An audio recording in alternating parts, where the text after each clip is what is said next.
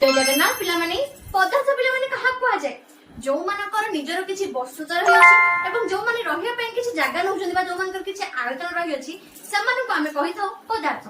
तो पदार्थ रो गुण रही पिलामाने पदार्थ मान कणिका मान को मध्य रे फांका स्थान रही।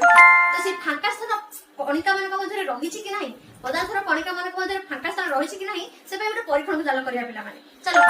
तो मु पिलामाने ଗୋଟେ ग्लास नै छि ग्लास रे किछि पानी रबा ठीक अछि पानी गोटे आम जल पदार्थ नहीं पिलाने जल पदार्थ आयतन आयतन अच्छी एवं तार वस्तु मध्य किछि अछि कि तार आकार न थाए ताको हम जोथरे रखबा से आकार नहीं थाए सेति पे तार आयतन रही छि वस्तु रही छि कि तार आकार नहीं ठीक अछि पिला माने। तो मु जल नै नेली जति कि पर्यंत जल नै छि पिला माने सेति पे गोटे मु मार्क कर देबी जति कि पर्यंत मु जल नै छि सेति कि मु मार्क कर देबी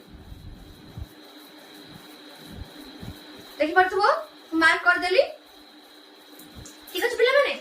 तो एबे मु कोन करबी सेथरे चीनी को मिसेली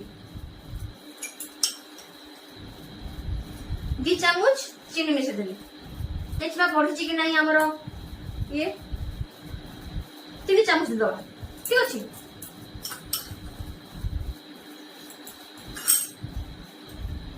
देखबा हां टिके तो पड़छि ठीक अछि। तो एबे मु तो कोन करबी घांटी